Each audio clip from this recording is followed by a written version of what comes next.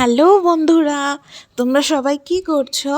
আমি নিশা চলে এসেছি নতুন একটা রান্নার রেসিপি নিয়ে। গাঠি কচু দিয়ে চিংড়ি মাছের তরকারি বা চিংড়ি মাছ দিয়ে গাঠি কচুর তরকারি, যাই বলো না কেন, ভীষণ টেস্টি। কিন্তু তোমাদের কার কার প্রিয়? আমার তো বলতে গিয়ে এখনও জিভে জল আসছে। প্রথমে গাঠি কচুটা একটু সেদ্ধ করে নেবে, মানে অল্প অল্প, যাতে তোমার একদম গলে না যায়। তারপরে জলটা ঝরিয়ে রেখে দেবে। নুন দিয়ে সেদ্ধ করবে, তাহলে ভালো হবে, তাড়াতাড়ি সেদ্ধ হয়ে যাবে। অন্যদিকে আলু কেটে নেবে, যেরকম কাটো আর কি, তোমরা যেরকম তরকারিতে আলু কাটে সেরকম করে কেটে ধুয়ে রেখে দেবে। আর অন্যদিকে চিংড়ি মাছ ভালো করে ধুয়ে নুন হলুদ দিয়ে ভেজে একটা বাটিতে রেখে নেবে। আর গাঠি কচুর তরকারিতে দেওয়ার জন্য পেঁয়াজ, রসুন, আদা, কাঁচা লঙ্কা, টমেটো, গোটা জিরে পেস্ট করে নেবে। তারপর কড়াইয়ের মধ্যে জিরে, তেজপাতা, একটা শুকনো লঙ্কা ফোড়ন দেবে। তারপর গাঠি কচু আর আলুটা দিয়ে দেবে, দিয়ে ভালো করে নাড়াচাড়া করে নেবে।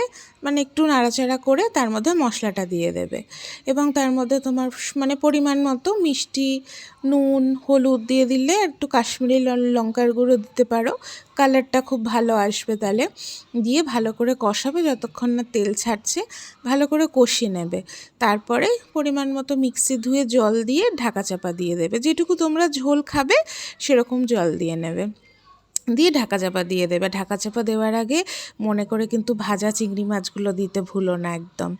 তারপরে মোটামুটি সব যখন সিদ্ধ হয়ে যাবে, সব টেনে নেবে ভালো করে, তখন ঢাকা চাপা সরিয়ে দেবে। মোটামুটি 10 মিনিট রাখলেই এনাফ, কারণ গাঠি কচু তো আগে সিদ্ধ করাই আছে।